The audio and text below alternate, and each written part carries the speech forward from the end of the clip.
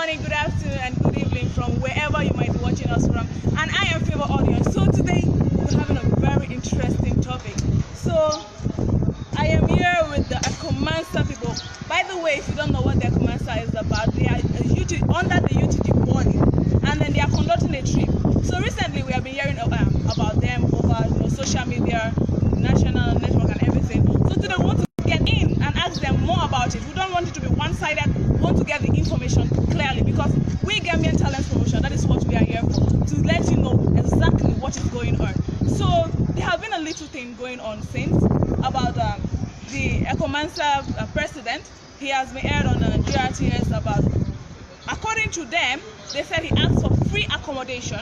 So we want to, he asked for free accommodation, and we want to get that part straight. He asked the Gambia embassy in Senegal for free accommodation for 60 students. So we want to understand that, and they also came up to say that they never asked for free accommodation but affordable accommodation. So Mr. President, welcome. Yeah, welcome. Yeah, just tell us a little bit about yourself, your name, and then what you are representing. Yeah, thank you very much. My name is Ibrahim El Damfa, President of Economics and Management Students Association of the University of the Gambia, and I am representing the School of Business and Public Administration right now in Senegal, Dakar. Okay, by the way, we are in Dakar, so I just met up with them to have this little chat and everything straight. So we're in Dakar, and then we're in a market. We're just at the back of a market to get everything straight. And by the way, the market is called Peterson. And then Mr. President, this research, how did it come about? Is it like it's a compulsory thing? What is the aim of this research? Yeah, this research is not a compulsory thing. We do this research as a sub-association in the school every year. In fact, it's a constitution in our sub-association. It's a requirement of sub-association constitution that every year, every executive that comes in must have a research team, and then go out to the country and then do some findings and come back, write reports on it, and send it to the whole stakeholders in the country, and then that might help them in their future decision making. Okay, talking about research team, can you please tell us and then enlighten us about the research team itself? Yeah, thank you very much. The research team is the socio-economic relationship and currency impact on the river of Senegambia, and the hypothesis of the research is the cordial international relation is a function of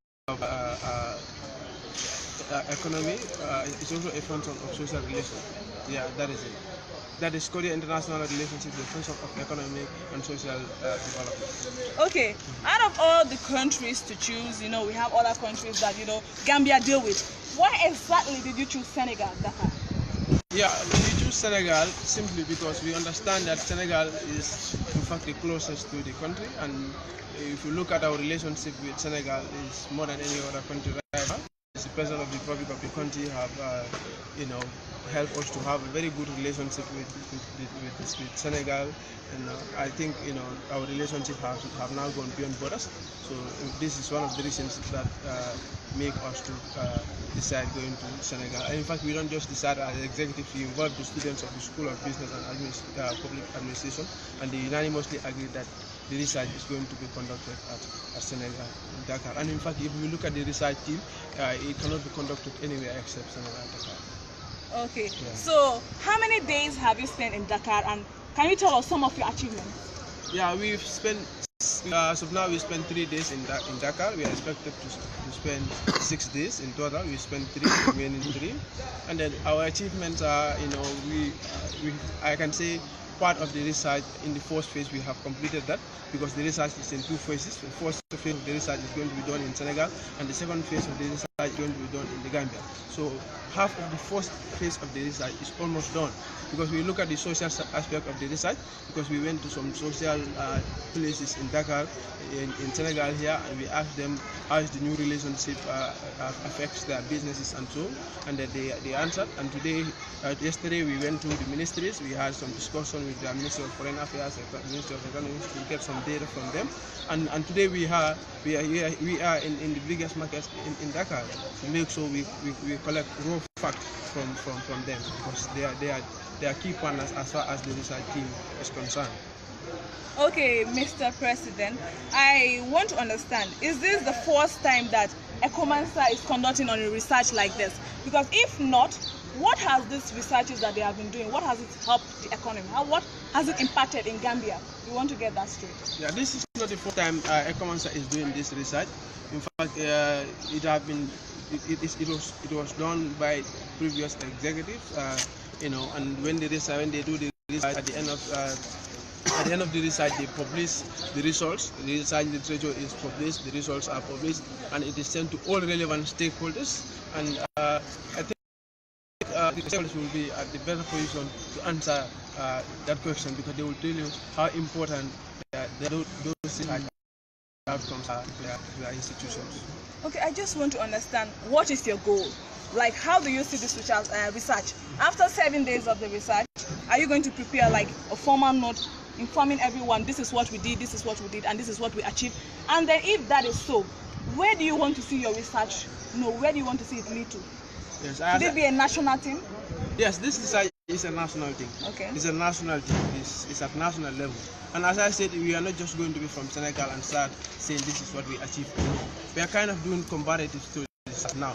We study Senegal. From studying Senegal, we go to the Gambia and we study the Gambia. When we study the Gambia, the two data that we collect, we compare them, and then now we finally come with our resource, and then we make recommendations to all the stakeholders that are concerned. And this is not, as I said, this is not, in fact, it's not to only us, it's at another level, because in fact what prompted us to do this research is we, the students, want to in fact contribute our quota in the National Development Plan of the President. Because if you look at the priority of the National Development Plan, that is ensuring sustainable economy, stimulating growth, and transforming the economy. This alone, is something that has a great correlation with this research, because you cannot sustain your economy if you don't observe the fluctuation of your currency with regards to other currency. You cannot also economically be transformed if you don't know the exchange rates and what are its effects, and also you have to know your economic relationship with most of the close countries to you. So you understand that we as students, we don't want to be left behind. And in fact, this is said by the president. He said he needs all hands on deck. So we as students, we see ourselves as key stakeholders in this. That is why we came all out. This is what we will do, and also present to the Gambian people and tell them this is what we have for you, and this is our quota in the National Development Plan. Not only that, but we also present it to all businessmen in the country, businessmen who are interested in it. In fact, we all have Gambia and Senegal when it comes to businesses, especially the new relationship. The open policy, in fact, has made us to be more related now. The new policies, that have been just been set between the two. And so you see, we are now more related than ever. So I think this is necessary as okay. Taking care of 4 grown-up people is difficult on its own. So less of 60 students, and then the accommodation is there, feeding is there, and then the worst part is that they're in a foreign land. So I am thinking, tell me more about the challenges that you are facing or that you have faced. Yeah, we faced some challenges. Well, before I come to your question, I will just make a phrase of a correction of your question. We are not 60 students, we are 80 students. Oh. We are 80 students from the University of the Gambia. And in fact, I am not controlling them, we are controlling ourselves. Because anyone who is part of this research is a university student. Not only a university student, but a student of the University of the Gambia. And we all know when it comes to the University of the Gambia, all standards in the university, we predict that 99% that this student is mature. So you need to control them. They are control them themselves, and we are doing what is expected of us. And then I think that answers your question. Okay, accommodation, feeding, and the rest. I want you to elaborate on those ones. Okay, accommodation, we are living very fine. I think they will in fact be the best people to answer that. Accommodation, we rented 4 apartments right now. That is where we are living at. Feeding, we are in collaboration with 2 ladies in Senegal here who are cooking for us, because we don't want to say we are coming for research and we have some people behind who will be cooking for us. No, we already pay people who will be staying open for us. You understand? That is in the area of feeding, and where we are staying, we have electricity, we have water, and we have everything. It's just that we are in the market. But if we are at home right now, you have seen the success, and so we are living comfortable. In fact, some of us are living more comfortable here, in fact, in our normal homes. I think I'm not an exception of that. Oh, really? Yes. Yes, that is amazing. Yeah. But Mr. President, I have been following up, and I believe that others have also been following up on the letters sent by you and also sent by the embassy. And then one thing we have been seeing is 60 students, and right now you are telling us 80 students. So I want to know what brought about the increase in students? Yeah, first you are very right. The first email that was sent to the Gambian embassy in Dakar, the first email we indicated 60 students, because at first we were not thinking that we will have a lot of students, but at the end of the day we realized that students of the university have keen interest in the research, and they all came. In fact, we have to drop more than 100 students because we don't want to be much crowded. We want to have the ingredient of the research. You understand? The first time we sent an email to them was 60 students. That is the fact of the matter. But later we changed to 80 students. But our change of number and the email has no business, because the Gambian embassy, in fact, has nothing to do with us, and we have nothing to do with them right now in Senegal, as I said. Yeah. Okay, talking about that, I want to get some facts straight. Because let us deliberate more on the issue that is happening right now, the ones that got all mouth talking and everything. So that is the Ministry of Foreign Affairs and also the Gambia Embassy in Dakar. So I want us to elaborate on that. How did it even come about? Who went there to start with? Yeah, everything started with me, myself. Okay. As the president of the association. I will not say myself, but the executives of the association. When we finalized that we are going to Dakar, we understand that the nitty-gritties of this research is going to be done in Senegal. And we also understand that we have a representative in Senegal, and this representative is paid from our pocket. We paid him from taxpayers, you understand? That is why we pay him as taxpayers. That is why we say, we cannot contact anybody in Senegal or Dakar. We know a lot of people in Senegal, we know a lot of people in Dakar, but we have a representative in Senegal, that is in Dakar. That is why we communicate to the ambassador. You understand? Yeah. But it is quite disheartening that the ambassador had to release a press statement through the Ministry of Foreign Affairs, and if you look at the statement, as I always say, the statement is bogus, it's deceptive, and is absolutely misinforming. It is not what represents the fact. To be candid, what the ambassador said and what happened is absolutely at a distinct level, because there have not been a moment where me, myself, and my executive think of coming to Senegal and have an accommodation for free. In fact, in our own land, we can't have an accommodation for free. How can we go to Senegal and have an accommodation for free? We ourselves understand that the ambassador is not living in a free home. So how can we, the students, more than 50 students, come to Senegal and live free? So absolutely, if somebody should say that students of the university, especially the president, is requesting for free accommodation, common sense will tell you that this allegation is a gigantic falsified statement. It contradicts the fact of the matter. What happened was that we request, in fact, I will not say we request, we seek or we solicit the ambassador to help in the identification of an accommodation that is affordable, which is absolutely different from what was indulged by the ambassador, saying that we request for the provision for them to provide an accommodation for us for free. This is quite disheartening. I understand that my statement or our statement have been paraphrased, have been miscalculated, and there are a lot of things that are said in the country right now. But we will not want to get more into that. When we get back home, we will make that clearance. As of now, we are committed in ensuring that our research is done and all the facts that we needed are gone, and all the data we needed are collected as of now. Okay, following the press release by the Ministry of Foreign Affairs, they actually said that you guys wanted free accommodation, and then not only that, actually advised you when they explained that they actually suggested, and then you guys, when you brought about your press release, you said you wanted a motel, a hotel. So that part should be clarified. I want to clarify that part. And also, not in the press release that should have an MOU with the universities in Senegal, so that next maybe you could actually sleep in their hostel or something like that. And according to them, you never hear to their advice. So what is that? Yeah, I don't think they know where they are or not. Yes, we have an MOU with the University of St. Andrew and so many universities. That's very true. They advise us that, but we noted their advice and then we are working on that, And in fact, right now, I can tell you on a very stable ground that we have a plan down to make sure we have a memorandum of understanding with Andrew University. Yes, they can say they have advices that is factual, but when they say we have not hit the advice, to be candid, that contradicts the real thing on ground. Okay, Mr. President. Right now, when you get back to Gambia, we want to know what you are expecting from the Ministry of Foreign Affairs. Are you expecting an apology, or you are expecting a sit down for you guys to chat about this? What exactly are you expecting from them? We are not expecting an apology from Ministry of Foreign Affairs. We have already registered our heartfelt disappointments about them.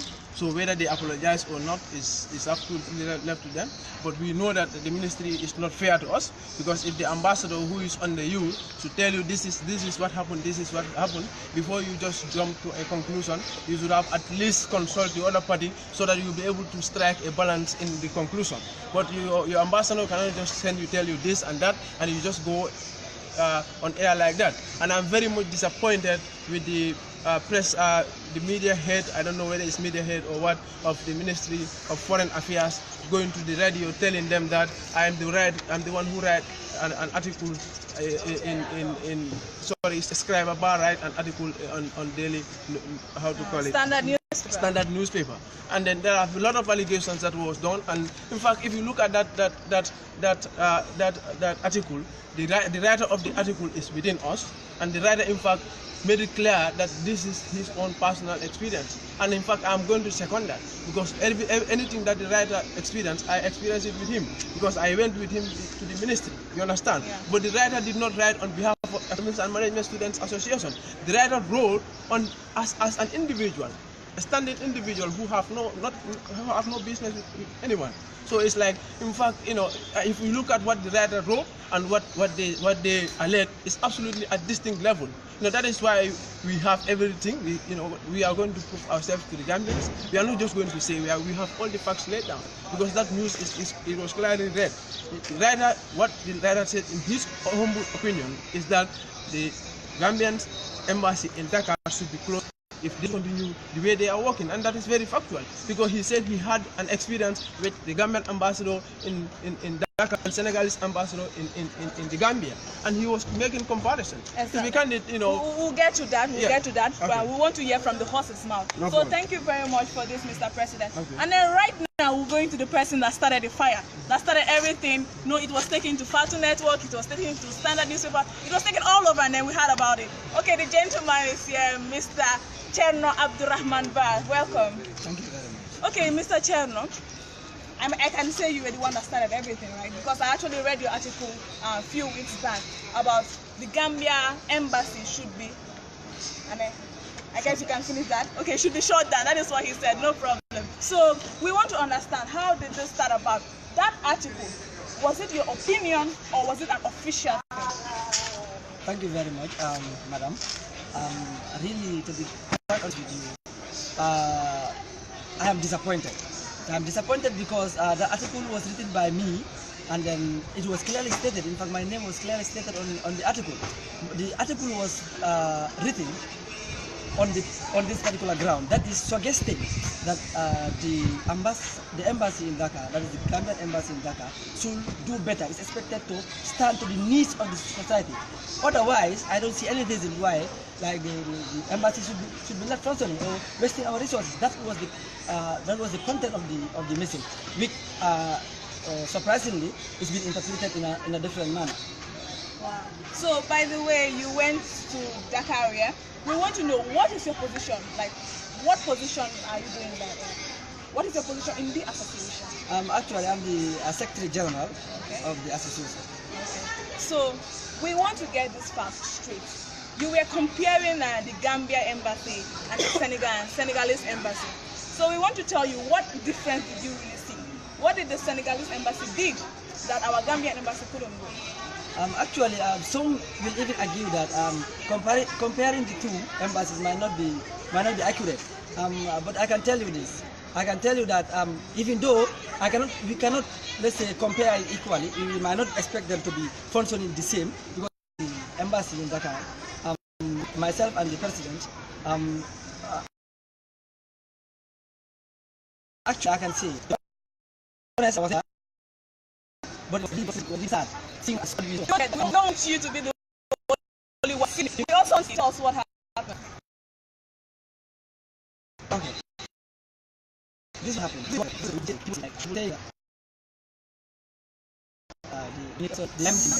I've had that a million times, but I have never seconded it. I have never, in fact, mentioned anything about it. I have never said anything about it because I was not sure. I have never engaged myself. But I came to this issue of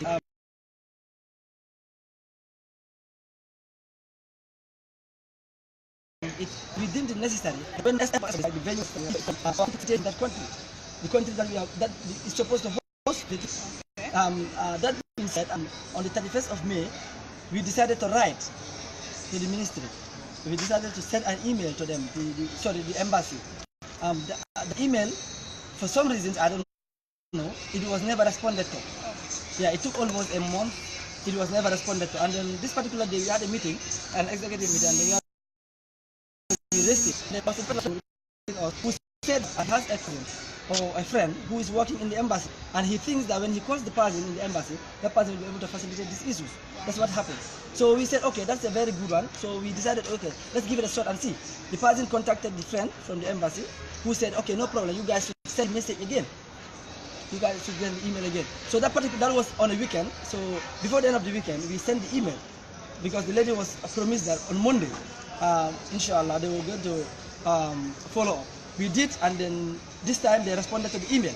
And in my article, I mentioned this, and I said, like, I'm disappointed, because if we were not for favor we got from this particular friend, perhaps we are never going to get a reply. And then again, the second disappointment is that when the embassy released that press through the Ministry of Foreign Affairs, they never mentioned that the first email was sent on the 31st of May, but instead they are saying on the 8th of June or July, I don't know. All right, on the 8th of June, whatever the case is, I know that is not accurate. Our first email was sent on the 31st of May, which I expect. Sir, don't you think that was just a typo error? That that could actually happen to anyone. Yes. It doesn't because okay. Right now they might actually feel that maybe you guys not them or something. That could just be an error, a normal error like that. So why did you guys really take it as something? It could just be an error. You will. I'm sure you will all agree with me that if something repeated consistently,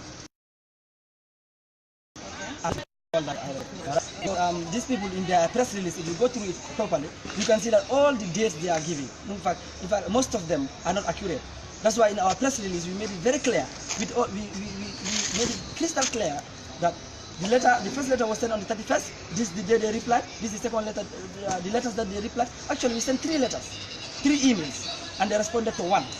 And in our press release that we sent to the media, we have attached the press release and also all the evidence. That is, those are the emails with the date clearly written on top. I think that is enough evidence to say that these people, they made a very big mistake. In my opinion, I was thinking that if they were going to release an opinion against the article that I wrote, one thing I expected from them was at least to read thoroughly, at least to know the author. It was really disturbing to me as a Gambian to follow the interview that was made. The guy was interviewed, that is the spokesperson of the Ministry of Foreign Affairs, and he was asked, the journalist asked him, who is the author of this article? And when I published this, my name was written there clearly, both on the Standard newspaper and also in Fat Network. This guy went on to say, it's the scribble Abba, Musa Abba of Musa, which I think is really inaccurate. Okay, then that fact should be clear. It was not written by Mr. Ba, but Mr. Chernoba. So, Mr. Ba, apart from that, we want to understand something. We understand that this mistake or this issue came about. But when you came to the embassy, were you welcomed? Before we went that morning, in fact, it was a night journey. We traveled from the Gambia. We left there at night. It was a night journey. We arrived in Dhaka around half past 4. So we thought like it's somehow too late for us to get an apartment or get somewhere to stay. No, we decided to stay at the garage until it was dusk. So what we did was that we just washed our face, then we proceeded to because that was the motive. We came here purposely to sort those things out. So I thought like it's not important that we come here and we start enjoying ourselves. No. When that particular morning, we boarded a vehicle to the university, that is the St. Anthony University, our sister university here in Dhaka. When we went, what we did was just to inquire from them. We wanted to know, we wanted to have ground because it was going to be better if we were hosted by them as a sister university. But when we went there, after all the negotiation, after all the time, after all the time we had with the authorities, they finally made us understand that this can be facilitated because the university has been and still is hosting students from all over the world, especially from the Gambia. So why not host us as well? But they advised that this has a channel that we need to follow. They advised that like what we need to do is to go to the embassy, and the embassy can write a letter or even make a call.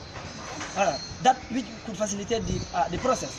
From there, we left that place. We asked for the location of the embassy. Okay, sorry for cutting you, but are you telling us that the university in Senegal, they were willing to accommodate you guys?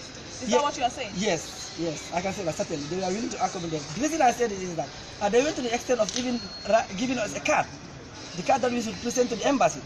A card where their email is, the name of the person responsible, and even their telephone number. So I was thinking that if you get there and if you show this to the embassy, at least the least they could have done was to take that particular card, send an email, or even make a phone call. That's how I interpreted the issue. Okay, so I want to understand. In your own opinion, is the embassy responsible for accommodating or searching for a place for people, Gambians coming to Senegal? To be quite honest, is that their responsibility? I would say I'm not sure about that. Though I want to go into something that I am not too sure about. What I'm sure about is that as Gambians here in Dhaka, we expected them to be by our side. At least to help us facilitate certain things, even if it's not their responsibility to get it for us. But I strongly believe that it's their responsibility to facilitate certain things for us. Yes. Okay, so recently, Dr.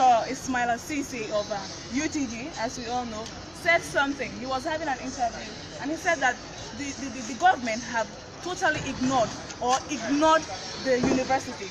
So in your own words, I want to really get it. Because all this problem is kind of like, is this problem coming because the government totally ignored the university? Is that why you have to look for all these things yourself? I think this has nothing to do with the government. I think this has to do with us and then them as our embassy here in Dhaka, because the country that we are coming to. But they are a body under the government. So to me, I cannot say anything about the government, because as far as the government is concerned, some of the documents that we required, we are able to get. Because we went to the Foreign Affairs Ministry and then we tendered our letter, and they were able to provide us with a document. You understand? So, and then, to be honest, I cannot say anything about that particular part. Yes. So we want to get into this. The worst result was published not too long ago, and then it got the whole nation talking. So, in your own opinion, we want to get whether this have affected how has it affected the university? Again, I would not want to delve into that because it has little or nothing to do with our purpose here today. But you are a body representing the university, so I think that also has a link with you. Then talking about that, then I would say for the purpose of clarity and for the purpose of straightforwardness, okay. Because everything has a channel, everything has a way. Okay. Perhaps there's a particular person who is in a better position to shed light on these things. Our president is here, who will be able to shed light on those things. Yeah. Okay, Mr. Chairman, thank you a lot. So we'll be moving on to talk to a student. We are not actually gender biased, so we have a lady here that we are going to be talking to. She's actually part of this trip. So, madam, welcome. Can you tell us your name and then your position when it comes to this trip? Thank you so much, madam. I am Adam Ejeng. a student in the School of Business and Public Administration, an accountancy major. I'm a student in the University of the Gambia, and I am a participant of Ecomansa. So, madam, out of everything that was going on, you know, you have your summer all to yourself. Why did you choose to come to this trip? Is it for the fun? We want to get that part. Is it for the fun, you know, the beach and everything? Or you have an aim? People out there are misinterpreting our purpose of coming into this research. Okay. This research is important to us as students of the University of the Gambia.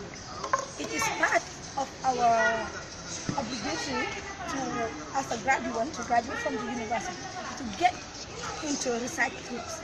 That is why our able president organized this trip under the theme, the social-economic relation and currency impact on the rebate of Senegambia. Okay. So that is why I decided to be part of the team and to go into the trip so that I will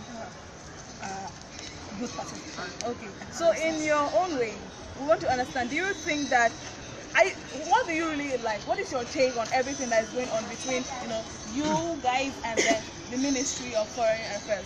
Do you think you guys are not treated fairly? To be candid enough, I cannot say anything about that. That's a question to be answered by my president. I'm just a participant. All I know is my purpose of being here is accomplished. It's almost accomplished. So your accommodation is something that almost everyone in the Gambia have been worried about, because you know it has been all over. If you have been following social media and Nigeria test and the rest, where they are actually worried whether you guys have somewhere to stay or you guys are just stranded here in Dakar. So we want to ask you where you are staying and how comfortable you are. To be frank, I can say I am as equally comfortable here as I am comfortable at my home, because I have a concerned mother. She almost called every day to see how I'm faring. The moment I sent her the place that I'm living in, it's almost 2 days that she hasn't called, because it is like I'm the only one living in my room with a friend. And we are living into a very comfortable room, which has a toilet and everything inside. Yeah. Okay, from this I could actually say that our parents or your parents were actually, you know, worried or scared, but right now they are comfortable, saying that you guys are also comfortable here in Dakar. So everything is in this house that I'm living in. Okay. We have four apartments. Wow. Yes, it's a very conducive environment. The feeding is very complete. Wow. And we even have a Wi-Fi there that I don't even have at home. Since I came here, I couldn't even secure a SIM card because I have connection all over, a very strong Wi-Fi. Okay, this actually sounds like fun. I think you guys should actually invite me to one of your research trips. So, madam, talking about all those things, where do, you know, you said that you're actually doing your quarter as a student. Where do you want to see this research, or what you are doing? You know, right now you are in the market researching, taking data, which I believe that is not easy due to language barrier and the rest. So where do you want to see this data lead to, your research? Where do you want to see it in? Our purpose was to make the research, which we are doing like almost every day, because we visited today we are here and in the we visited the monument. Wow. We visited the zoo. We visited the Ministry of Finance too. Okay. So we are almost complete, halfway, 3/4 way complete in our research. So that is my purpose, to collect data and do the research.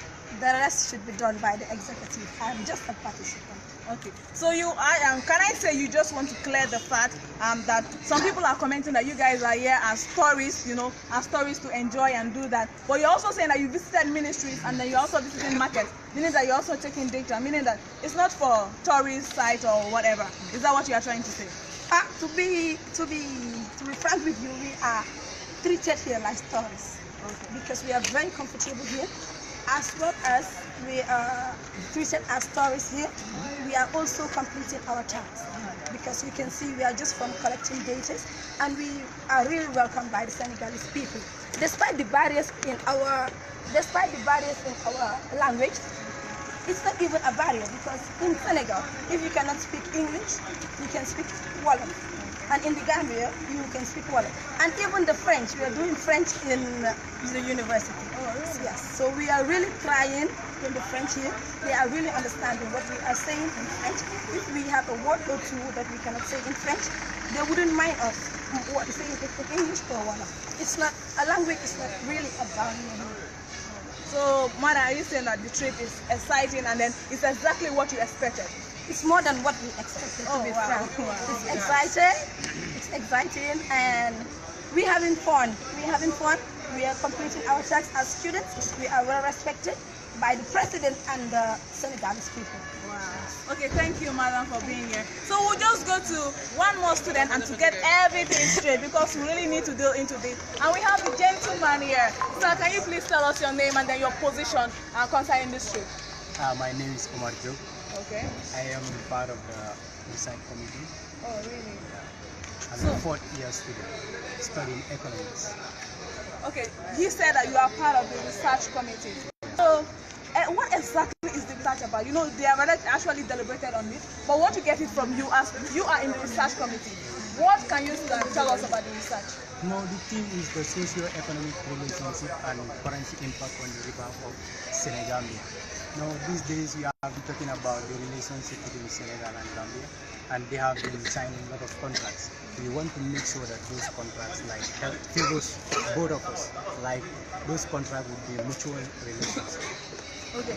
Can I also say that this research is being conducted because you want to see Gambia and Senegal as one nation? Should I say that? No, we are not do that.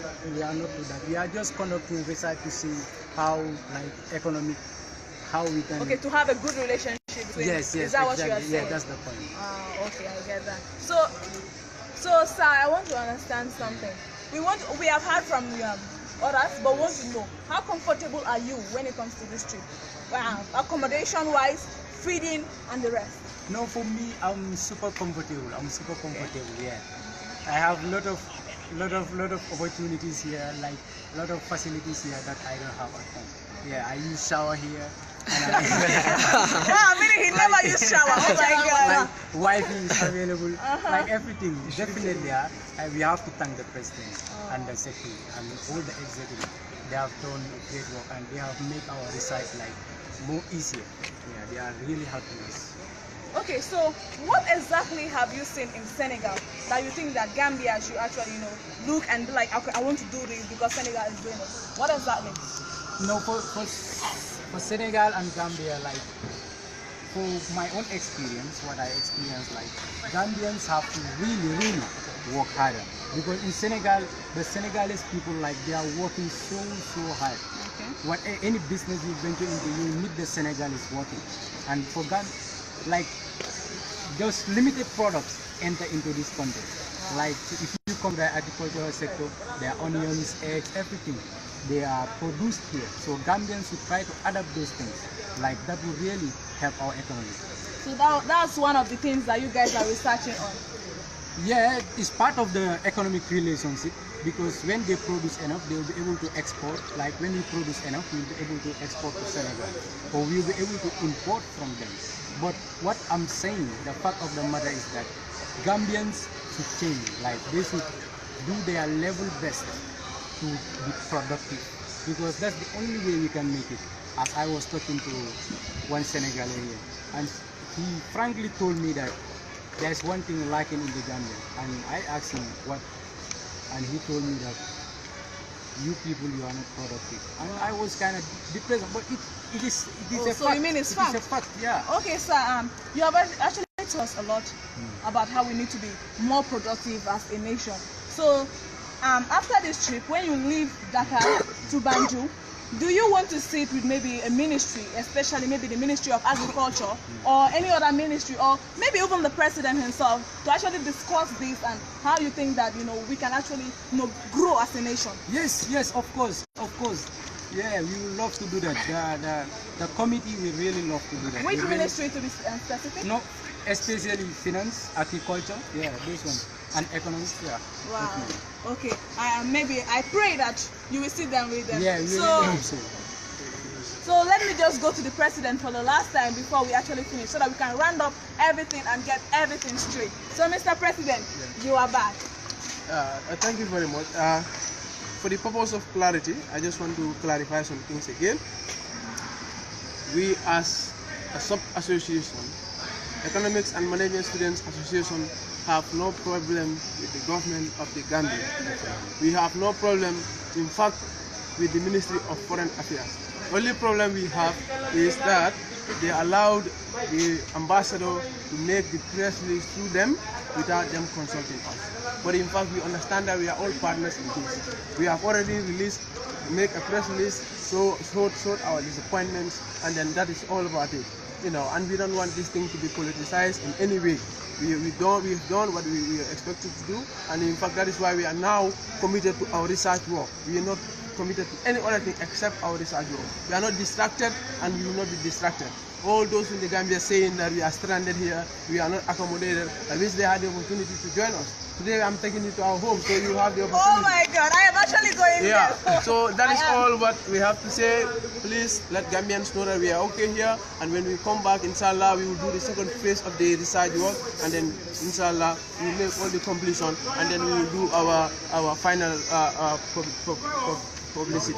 That's all what we have to say. Okay. And then thank you very much for your time. Thank you, Mr. President, and thank you both to the executive and then to the participant, and then to you out there listening to us. We just want to thank you for actually spending time to listen to us. I hope that you have got the clear information now. You have got their side of the story, and then now you are able to make your own judgment. And we thank you for staying with us. Keep on staying with Gambian Talent Promotion, because here we tell you nothing but the fact. Thank you.